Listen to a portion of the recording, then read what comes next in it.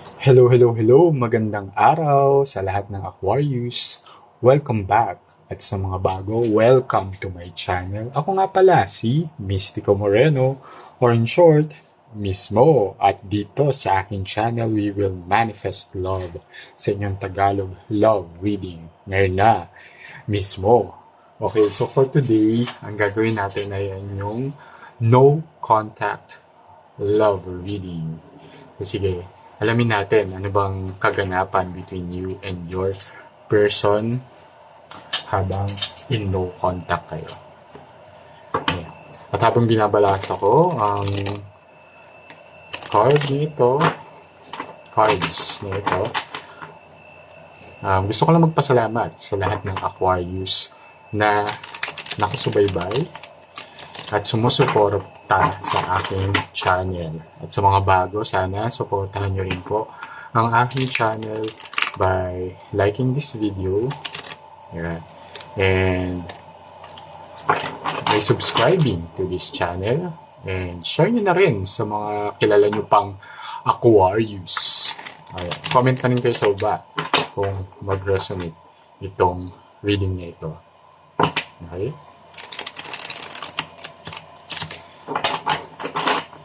And just a reminder, since this is a collective reading, this may or may not resonate sa inyo. So, kung hindi siya mag-resonate, it means hindi para sa inyo itong reading na ito. Kaya, huwag na natin pilitin.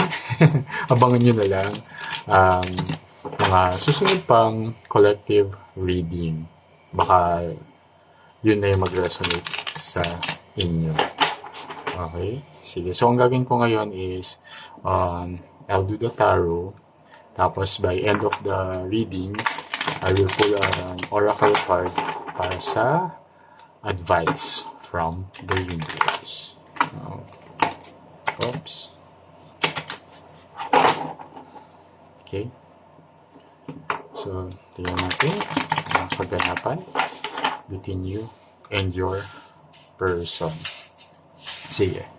So, gagawin ko ngayon ay bunot ako ng 3 cards each for the recent past, present, and near future ninyo. Okay.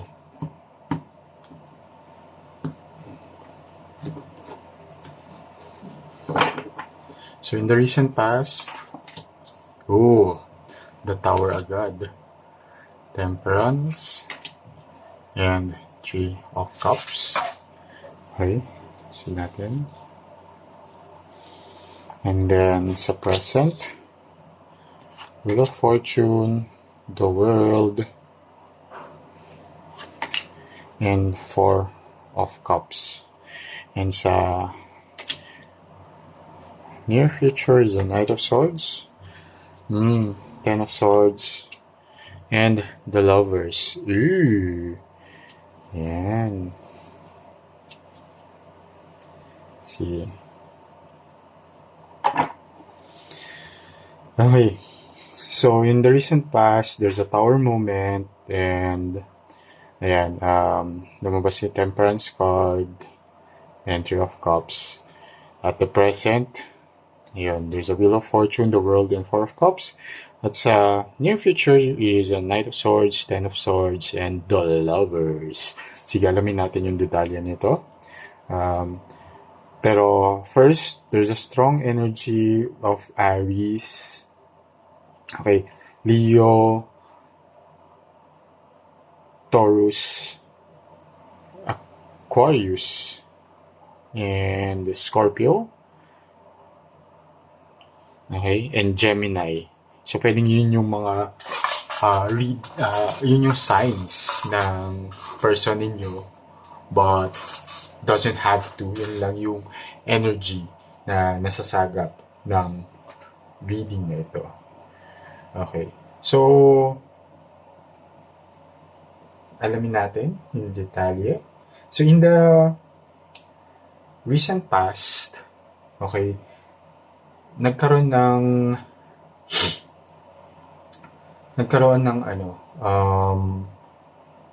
ending yung relationship ninyo. Okay? Kaya ngayon, in no contact kayo sa isa't isa. Okay? Dahil may nalaman ka, okay?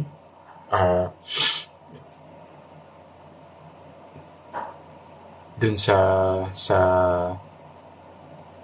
person ninyo na related siya sa, alam mo yun, yung hindi niya ma-manage yung emotions niya. So I have this feeling or nasasagap kong energy dun sa person ninyo is medyo emotional siyang person. Okay? And sa sobrang pagiging emotional niya, naapektuhan nga yung relationship ninyo. Parang there's so much drama, there's so much, alam mo yun, yung dahil sa sobrang drama, parang hindi na kayo makapag-share ng happy moments together. Okay? As shown here by the Three of Cups, which is supposed to be a card of sharing happy moments. And Temperance is a card of peace. So sobrang drama ng relationship ninyo, parang you both decided na lang to end the relationship.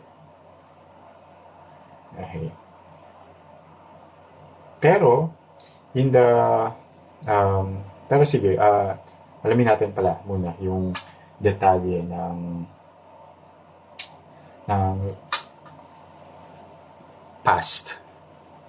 recent past ninyo.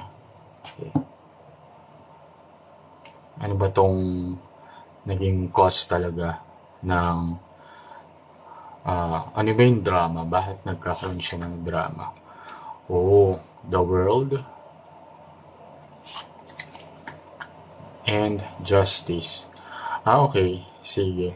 So, in the recent past, di ba? Yun nga, imbis na magkaroon ng celebration, kasi the World and Three of Cups have similar energies, energy of celebration. So, hindi nga kayo makapag-celebrate because, as shown here by the Justice card, yung person ninyo, ayaw niya maging accountable sa mga actions niya, sa mga contribution niya or sa role niya sa ruin ng relationship. Okay? Because there's a tower moment here. There's a ruin, there's a chaos. Okay? Pero ayaw niyang maging accountable. At dahil ayaw niya rin na lang maging accountable, parang this person decided to walk away. Okay?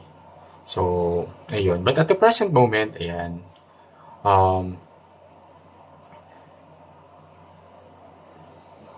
okay, you're happy. Okay? There's a new cycle in your life. There's a new phase in your life after this ending with your person. And you're celebrating life. Diba? Dahil, yun, wala nang issues, wala nang sakit ng ulo, and pero, medyo hindi mo pa siya nakikita fully at the present moment. Parang nakafocus ka pa rin dun sa ending na nangyari, as shown here by the Four of Cups. Na nakafocus ka pa dun sa mga bagay na hindi mo na kailangan pagtuunan ng pansin. Kasi, now you should actually celebrate dahil wala na yung problem na yun, yung mga drama sa buhay mo because of the past relationship. And shown here by the Wheel of Fortune and the World, which is cards of happiness and celebration, diba? Pero may naghihinder nga doon kasi nakafocus ka pa nga doon sa past hurt, sa hindi na fulfill na dreams when it comes to love. Ayan. So, pero alisin mo na yung isip mo doon. Focus ka na. Shift your energy to the present moment.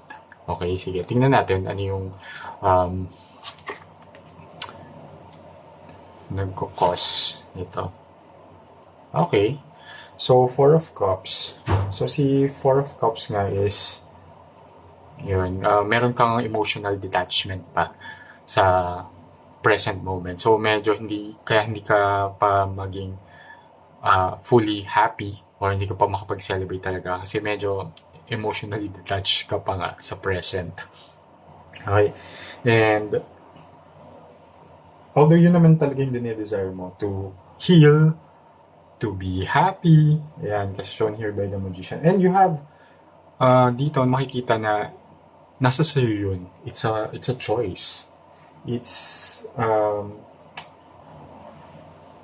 alam mo yun, dapat may willpower ka to set aside na yung mga hurt na naranasan mo.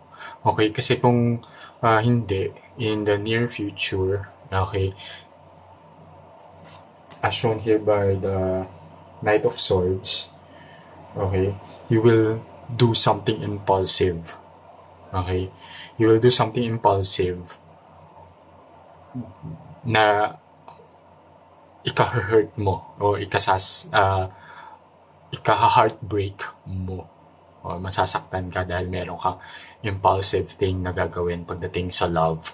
I have this feeling na magpaparamdam tong person na ito ulit, but I can sense na this person is not really sincere sa pagbabalik niya and ma-hurt ka lang, pero kasi mahal mo siya, so I think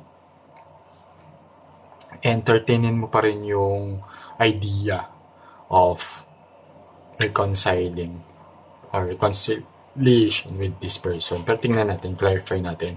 Okay, so King of Swords and Eight of Cups. Ayan, so in the near future nga, so you have to be mature enough, okay, to know na hindi na to para sa'yo. Okay, and as shown here by the Eight of Cups, you really have to let go of this person, of this past, because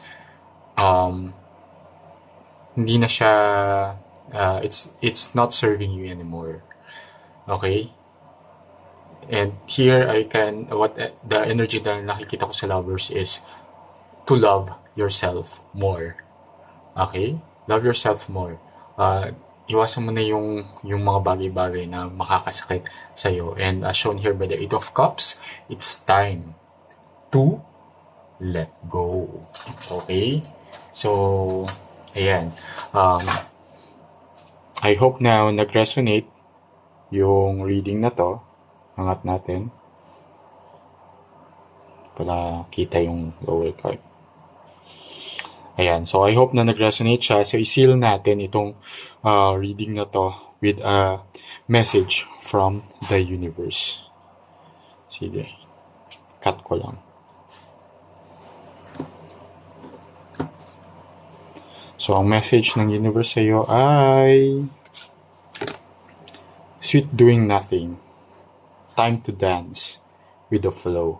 So, ang sinasabi naman dito sa oracle na to, okay, oops, saan ba siya ilalagay? Hindi na dito na lang. Okay, and sa bagay, since it's the present and the future. So at the moment, ang sinasabi ng universe is for you to be present, be at the present moment. Okay, and sweet doing nothing is letting go of stressful and worrying thoughts.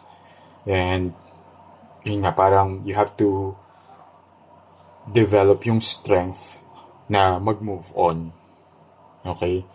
So yun yung advice ng universe, kasi nga at the present moment medyo na-stuck ka pa eh. Medyo nakafocus ka pa nga dun sa past. But now you have to focus on the present and really heal yourself so that in the future wala kang impulsive act na gagawin, because it's time for you to let that past go. Okay? So, ayun. So, sana nakatulong itong reading na ito para sa inyo. And, kung nakatulong sa inyo ito, comment lang below if it resonates.